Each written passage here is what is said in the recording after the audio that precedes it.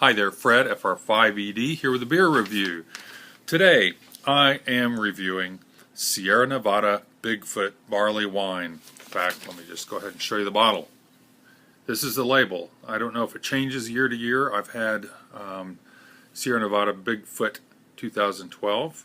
Here's 2013, and I have actually had Bigfoot 2008 that was in keg, aged at Orlando Brewing. It was a guest tap, and I had an 8-ounce glass of it when it was $1 per ounce.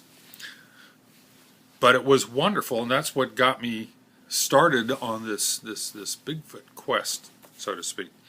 It was in late 2011 or early 2012, I guess, that I tasted this Bigfoot 2008 at Orlando Brewing. And my impression, I was still a newbie, and I'm kind of a advanced newbie now, but at the time of just beginning to try IPAs, the hoppier beers, I had that, and it tasted like molasses flavor. It was just such a kind of a sweet molasses flavor that was very hoppy, with a great hop aroma and hop bitterness, hop flavor. So I thought, wow. Well, then I tried Sierra Nevada Bigfoot 2012 when I was visiting my family, my girls and their husbands out in California. And when I saw it, I grabbed a couple of, at the time it was still in 6-packs, and I grabbed a couple of 6-packs. And I was just, it did not taste anything like, I couldn't even tell you now what it tasted like, but it didn't remind me at all of what I'd had. And so I was disappointed. And now, not really having either taste to reference, it's been a while, I have this. This is Bigfoot 2013. And let me go ahead and move on to some specs, and then we'll smell it and taste it and all that. It is 9.6% ABV. I don't see any IBUs on this. So let's just read the quick commercial description. Gold medal winner, Great American Beer Festival, and in 1987 it won, but in the category of brown, bitter, and pale.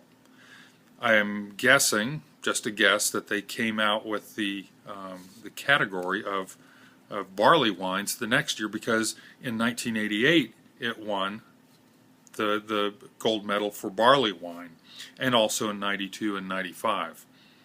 Sierra Nevada Bigfoot is an award-winning example of the English barley wine style. It boasts a dense, fruity bouquet, an extremely rich, intense, bittersweet palate, and a deep reddish-brown color. This ale is superbly balanced between an almost overpowering maltiness and a wonderfully bittersweet hoppiness. That just sounds perfect to me. I love all of that. Anyway, on Rate Beer, it's rated a 99 overall and a 97 in style, and that is after 2,885 reviews. That's awesome. That's amazing. And on Beer Advocate, it's rated a 93, which is exceptional, and by the brothers, a 98, which is world class, and that is after 4,635 reviews.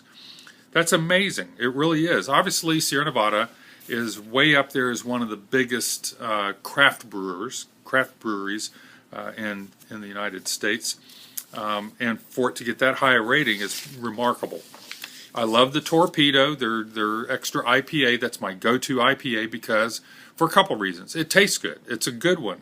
It's not up there with my favorites, but often it goes on sale. The 12-packs will go on sale for $12.99, meaning it's barely over $1 a bottle for a really decent and not a low gravity, like 7.2% or something like that. So anyway, here's the Bigfoot. And I'm not going to lie to you. I've had already, this is my 4th out of the 4-pack. I'm just now getting around to reviewing it. But it's been a week since I've had it. So this is the first time I've had it in a week. And I'm using my Dogfish Head Sierra Nevada Spiegelau, combination between those three companies, IPA glass. Look back at the last couple of mentions of this on my site. I had an initial score on this. I had a special report on how I got it, and then I did a review actually using this to drink an IPA. telling how it works. So I'm not going to tell you any of that now, just the results of this tasting. But I do recommend getting one of these Dogfish Head IPA glasses if you're an IPA fan. Here we go. I can tell it's darker than usual IPA. It's more like a double IPA in the density and the color. Look at the head forming on that. Oh, good grief. Now, I will mention, that's one of the things I've noticed about this glass, is I get the most incredible heads on the ales. I never got this in the brandy sniffer, and that probably had to do with the huge diameter of it. This is much narrower. I can't even get the rest of this in here. I'm going to have to just let it sit for a little while. Anyway, it's clear. I don't know if you can see the light through there. I can. It's darn clear, and I bet it gets good. You know, just the slightest bit hazy, and that could be just frosting on the glass there. But good excellent carbonation. I shouldn't say good. And it's a deep honey. It looks like I'm looking into a bottle of orange blossom or clover honey, more like clover honey. It really does. It's a deep, deep, deep ambery honey color. And I have about a 12-finger head on the freaking glass. I don't know when I'm going to be able to taste it. I'm going to be getting foam at first. So maybe I'll pause the video and we'll come back. How about that? Okay, I can't wait any longer. It's been about a minute and it hasn't gone down much, so I'm just going to proceed.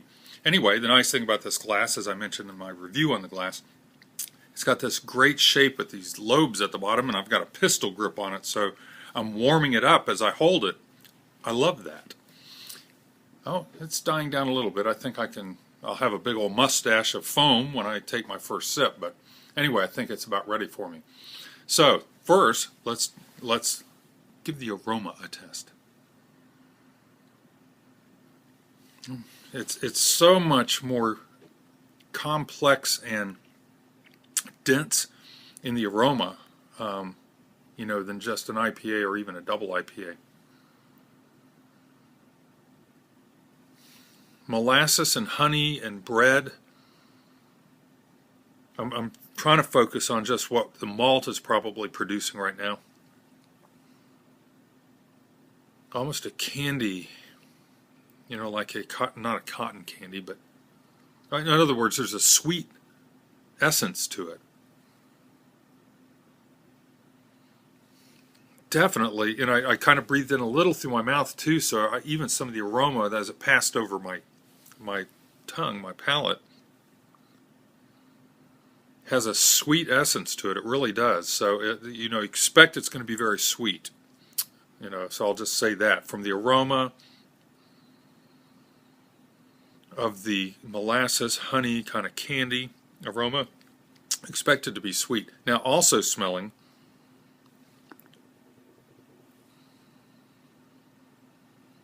pine. Wow, you know the hops are there, but it's just like there's so much of the malt there. It's amazing. A bit of melon, pine and melon. I'm not getting a lot of citrus, and I'm surprised. I thought I would. You know, with Torpedo, for example, it's a very citrusy, piney, you know, hop aroma forward. But it's almost like the hops are being, you know, put in the background by all the malt goodness here. So let's give it a taste. One more smell though. Okay, let's go.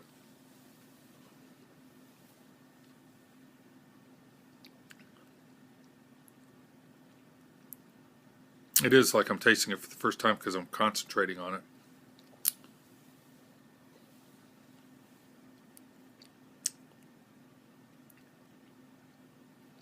Okay, in no particular order. First thing I'm going to mention is that the IBUs are up there. This is a high gravity beer, and normally the more sweet and the higher the alcohol content, you know, the heavier mouthfeel and all that, the more that can balance out the IBUs, the bitterness. And the bitterness is there, and I'm still tasting it. It's lingering. I can't imagine what the actual measured IBUs are on this. which when you think of barley wines, you think sweet and not so hoppy. This is not so sweet, and it's very hoppy. I love that. I get molasses, but not like that 2008. Sorry, it was making me salivate. That 2008 that I had at Orlando Brewing definitely had a sweet side to it. Not cloying, not over the top, but it definitely had the sweet side to it, as many or most barley wines probably do. This is, for barley wine, this is dry. I'll just put it that way.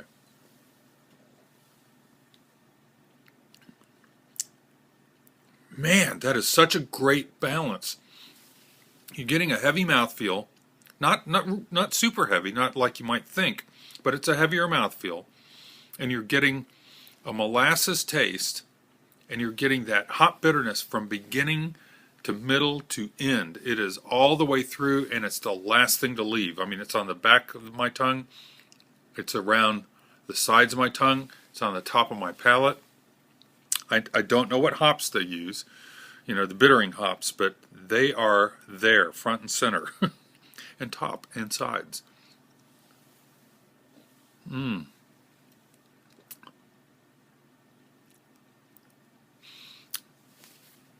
There's enough sweetness to really round it out. I mean, you don't think sweet when you taste this. I had to think about it, and I did get it.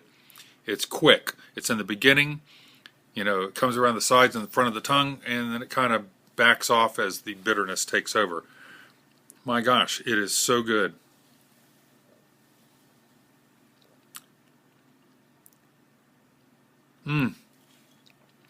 There's nothing bad about it. I really, really, really like this. Doggone it, I may go get more. I just got another 4-pack yesterday, and I may go back and get more. At the ABC, they have it here locally, and of course this is seasonal, so I probably should stock up. And it should keep quite well, being high gravity and very hoppy. I think it was like $8 and change, say $9 for a 4-pack. I noticed there were 4 packs. So anyway, I heartily recommend that you try this. Ooh, I've still got some left. Look at that. Okay. This is Bigfoot barley wine. They call it Bigfoot Ale, which is barley wine style. And it's from Sierra Nevada, and I highly recommend it. It's in my top drawer list. So this is Fred, FR5ED, over and out.